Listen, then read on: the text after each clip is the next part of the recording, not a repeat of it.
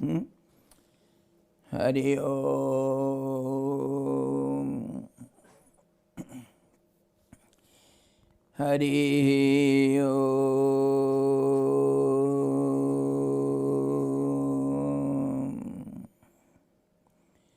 Om.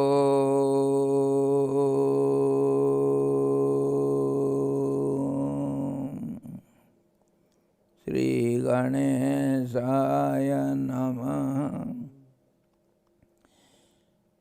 Sadguru Paramatmane Namah.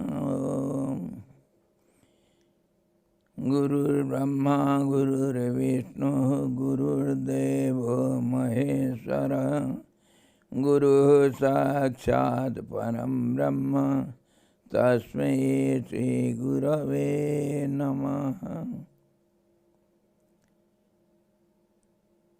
Krishnam Vande Jagadgurum, Shri Krishnam Vande Jagadgurum, Krishnam Vande Jagadgurum, Shri Krishnam Vande Jagadgurum.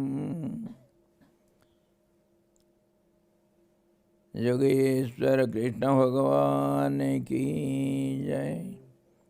Saraswati Maharani ki jai. Hare Om.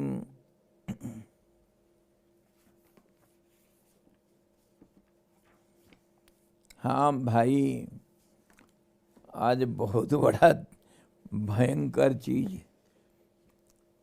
अच्छा, English. Today we are going to start something. I am afraid. I am totally nervous. Because you people, you are so intelligent and so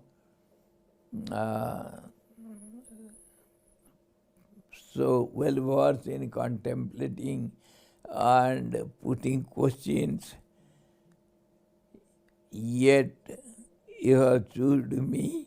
So I shall try my level best to satisfy you to your queries, and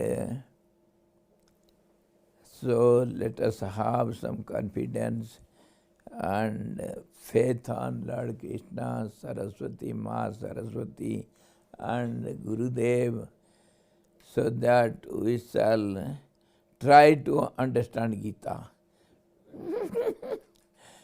Actually, if I say who is qualified to understand Gita and read Gita and deal with Gita, who knows Gita, I shall tell you, Arjun jane Gita, Mata janta Pita. This is a common saying. Mother knows who is my father, and Arjun knows what is Gita, not the second person. None else can understand it. For example, I shall tell you, let us be prepared to start Gita. I shall tell you, the great devotee Madhusudan Saraswati, who was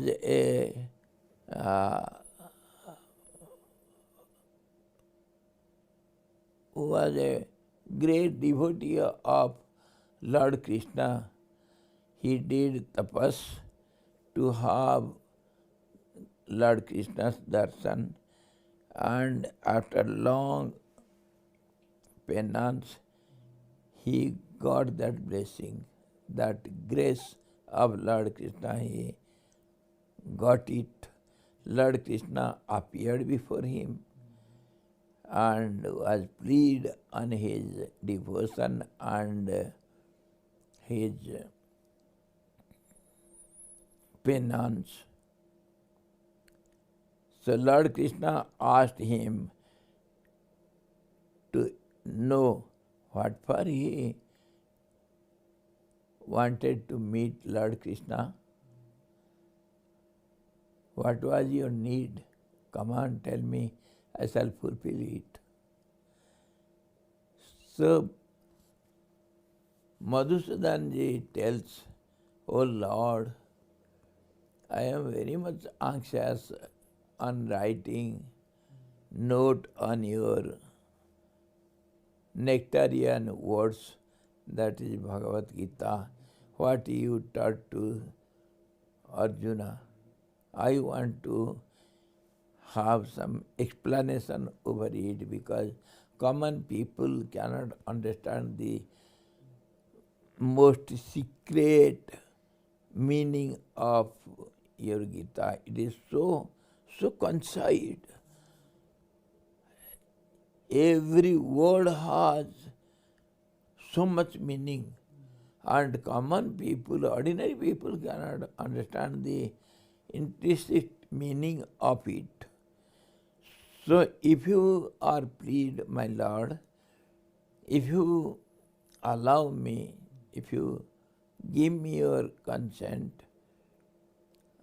I shall write explanation over your Gita by your order and consent. And for that, my intellect will be insufficient, incapable. So I want your intellect to use for my work. I want your intellect, the universal intellect. Please give me. So Lord smiled and said, my dear, it is not useful for you. And nor these common people can understand, even though you explain to my verses, even then they will not understand it because it is so complicated. It is so high level thought waves. It is useless for you. So Madhusudanji was stubborn. No, my Lord, by your intellect only I can explain your words. What did you mean at that time, at particular that time and situation, so that people will understand it. It will be a great service to the mankind. Lord said, my dear, I told you, nobody can understand anything. So please don't ask me such boons. It will be useless for you. Yet, Sir Madhusudanji was stubborn. He didn't alter his will. No, my Lord, please allow me. Okay,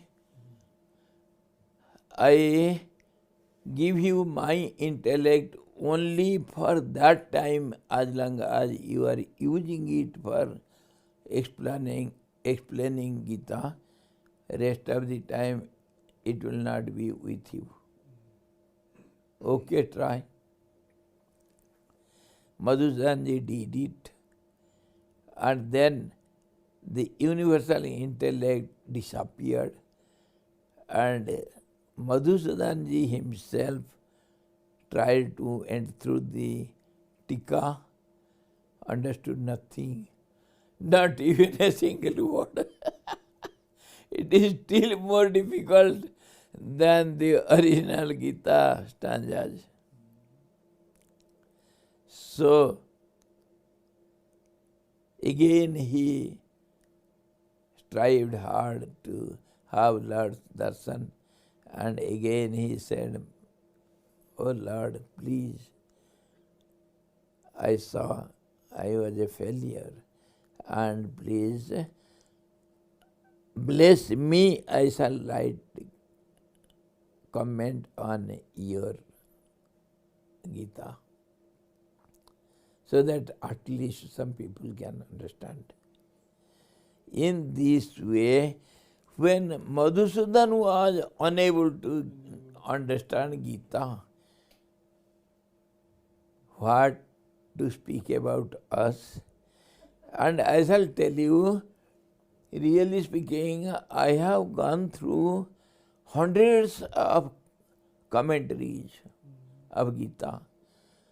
I have studied Binavaji's Radha Krishna, our chancellor, when he was chancellor of university, and afterwards he became the president, vice president, then president of India.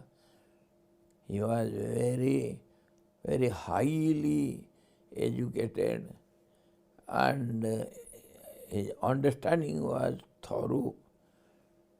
And Mahatma Gandhi's commentary I have gone through, Gyaneswari, Vivekananda ji, and of course Swami Sivan's commentary, and so many different types of Gorakhpur, of course, and so many other saints, our Mandeleshwar, Kasikanand ji, and our many other Mandeleshwar is very highly educated. They have written commentaries on Gita. That also I have gone through. And many other hundreds of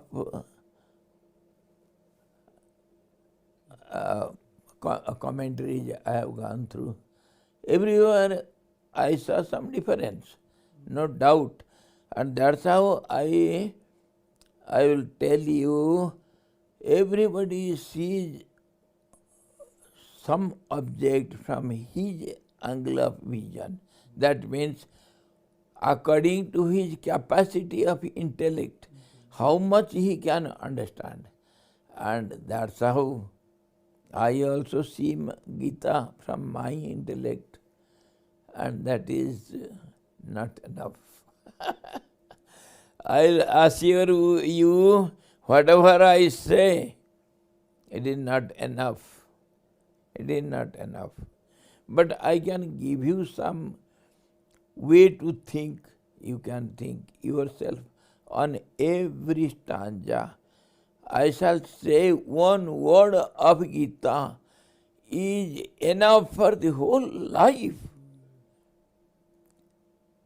I have experienced some words of Gita have changed my life. Some few words. What to speak of whole Gita? It is, Gita can be used in every field of life. From spiritual angle of view, from social point of view, from any angle you see Gita, there is some solution, some light which can guide you, that is available in Gita. And it is, Gita is essence of all the Vedas, all the scriptures, and of course Upanishad, all the Upanishads, and not this much only. It is the essence of all the religions of the world. That's how it can fit to any religion. If you don't see Hinduism or Muslimism or Christianism, it can fit to any kind of life on the earth. Any kind of life. any being can find some guidance from Gita. And once Vivekananda went to the greatest library in London and he asked the librarian, which book you prefer most, which is mostly issued to the readers, which is the most popular book in your library. The librarian says, Gita, Bhagavad Gita. All over the world, they use the injunctions given in the Gita by their ways. It may not be applicable for your life, but everybody can find some way out of the miseries and problems of life. Some answer you can find from your angle. It is so vast, and you have requested me to speak every day half an hour. That's how I am nervous. What can I speak? If I say just on Gita, the introduction of Gita, the whole life is very short time for me. Only introduction. The whole life is insufficient. What to speak of the content of it? Really, I am telling from my heart, whatever I know about Gita. Everybody has some angle of vision, and whosoever reads Gita, he makes a comment. Thousands of commentaries on Gita. No such book you can find all over the world which will have so many commentaries, so many kinds of Gita. Same Bhagavad Gita. Of course, Gita, there are many Gitas are there. Navaratna Gita, 9 kinds of Gitas, Pancharatna Gita, and our Guru Gita, Bhagavad Gita, many types of Gita. Gita means a song which is sung by some great personalities and given to the public. And this is how this is Bhagavad Gita. Lord Himself in the form of universe incarnated as an individual being to keep up balance or harmony in the society, where the society was totally imbalanced. Everybody was proud with their capacities and their abilities, their ego of holding power. Everybody was so egoistic. So everybody was fighting against everyone.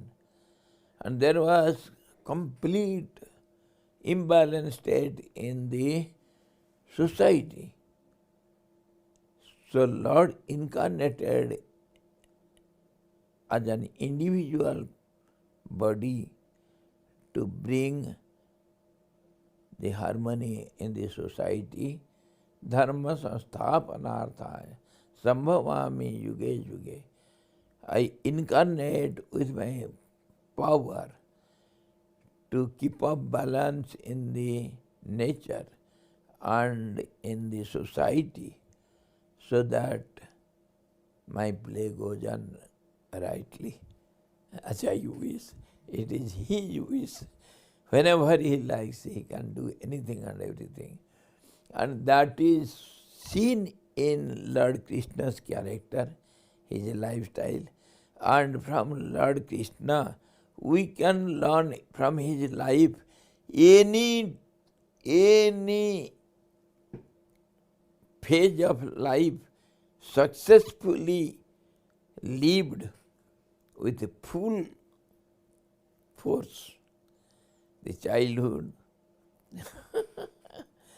the Kaishore, the teenage, and then youth, how one should act, and his rest of the last part of the life. He played his game as a real actor, real hero. And everybody can draw inspiration from Lord Krishna's life. From every respect, love to the highest level, and control to the last limit, power, all powerful. In every respect he was complete. That's how we have to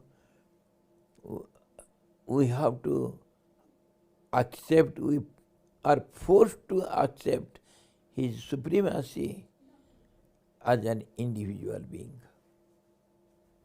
So we call him Lord. He is the superior being.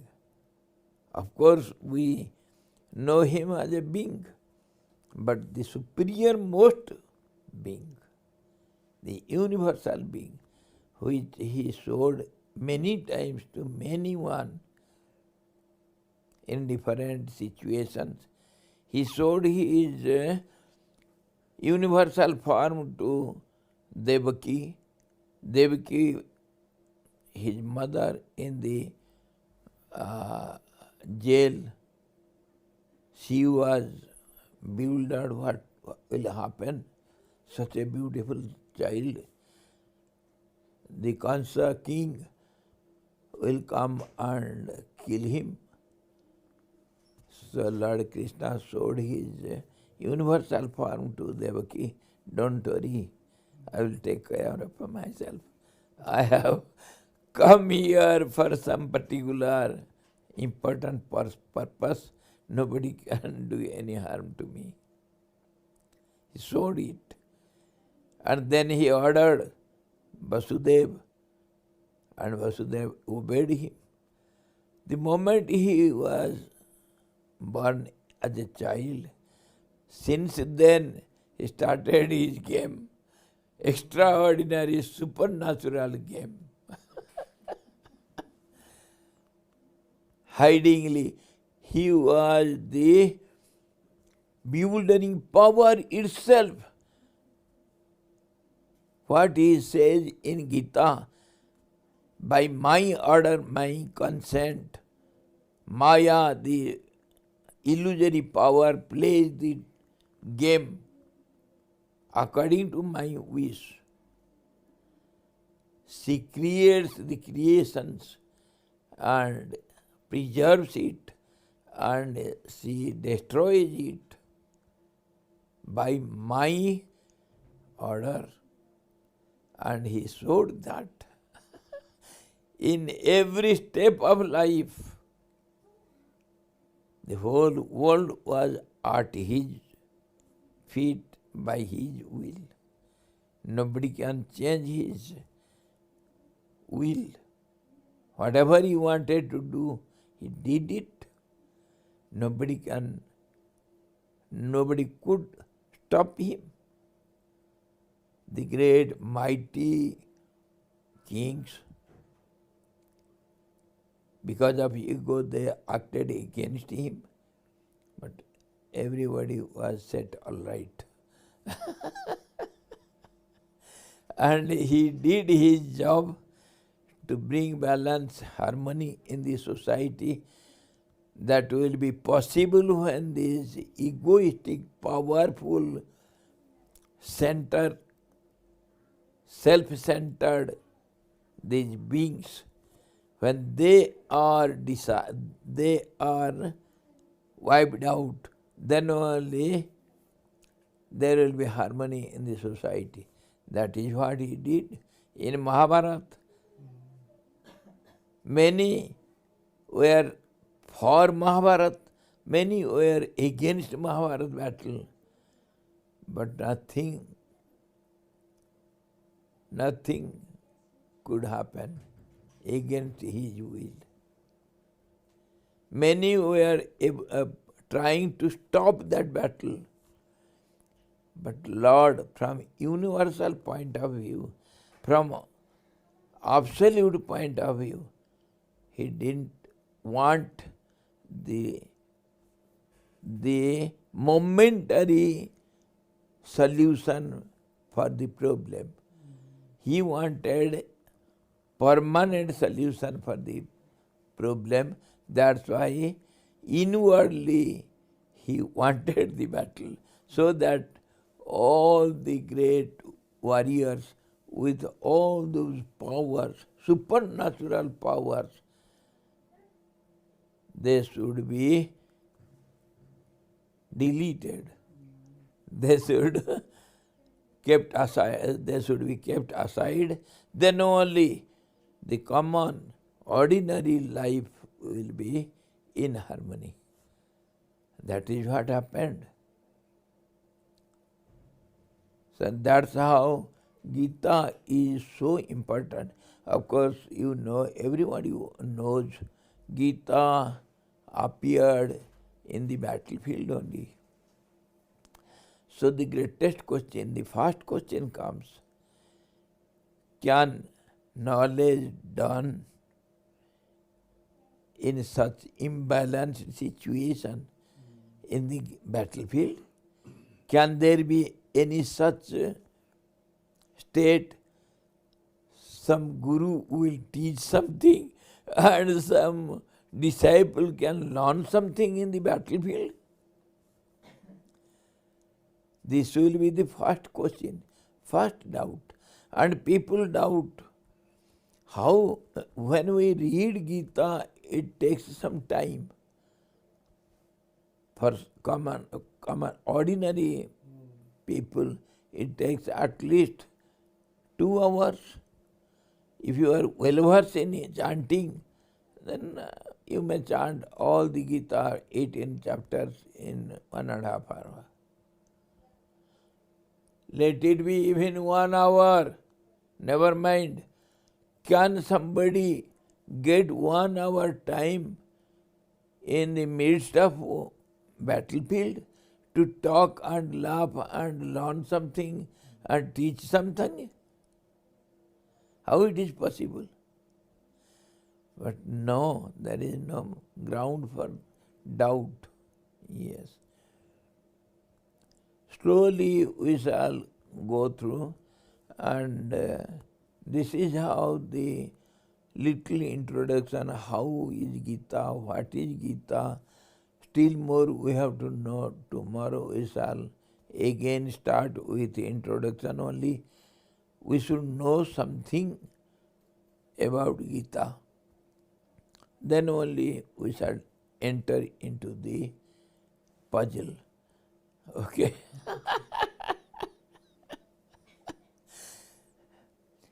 And I shall tell you one thing in the end. Since my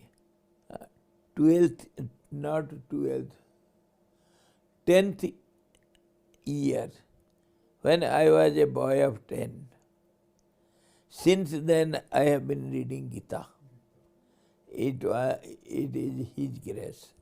I didn't know anything, but my teacher, he used to call me with love aside, some 2-3 boys, and he used to teach me Gita. He used to say, my dear boy, go on cramming it, slowly you will get to understand it. You will understand the meaning, but all of a sudden you cannot enter into its meaning zone. Nothing. Go on chanting it. These are the words of Lord Himself. So chanting itself, it will go on repeatedly repeating in the mind. So when one sound repeats again and again, it reveals its secret automatically. That I have experienced. You know nothing about the word.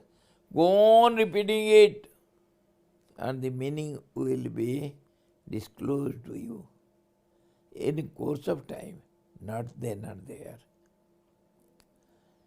So this is the method to go through the Gita.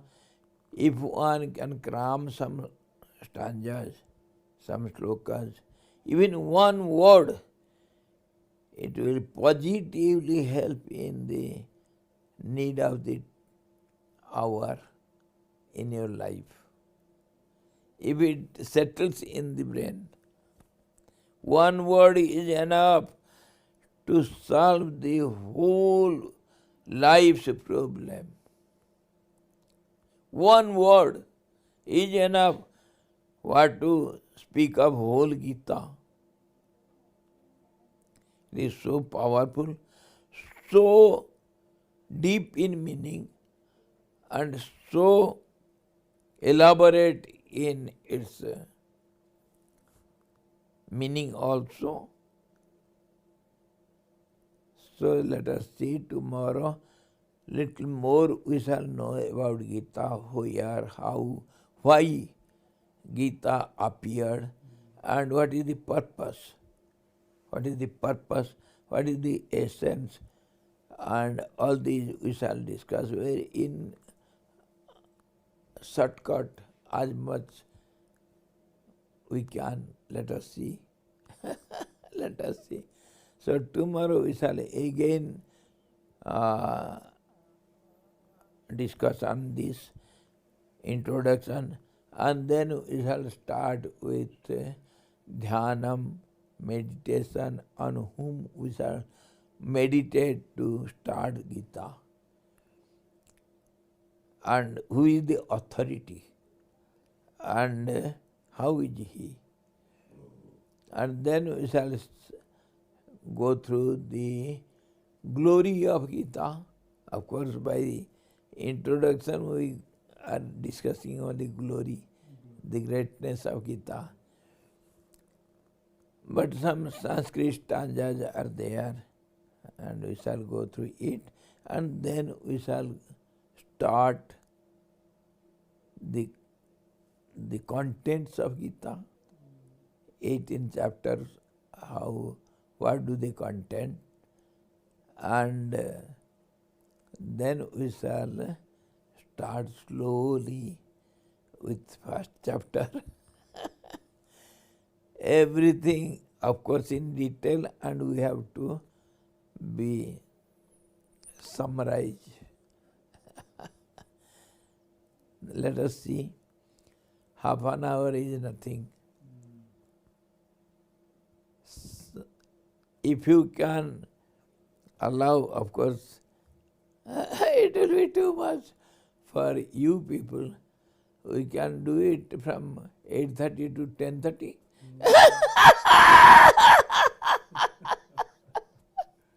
And a whole night is in our hand. We can do anything and everything. Why you are so hurrying to go to bed? I will not allow sleep to come and attack you. It will be so interested,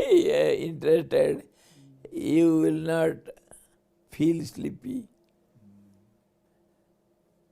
Let us see. Hari Om. Hey Bhagavan, Krishna Arpanamastu. ओम पूर्णमदः पूर्णमिदं पूर्णात् पूर्णमुदच्यते पूर्णस्य पूर्णमादाय पूर्णमेवावशिष्यते। ओम शांति शांति शांति। सद्गुरु भगवान की जय। सच्चिदानंद भगवान की जय। कृष्णं वन्दे जगद्गुरुं श्रीकृष्णं वन्दे जगद्गुरुं। हरि ओम।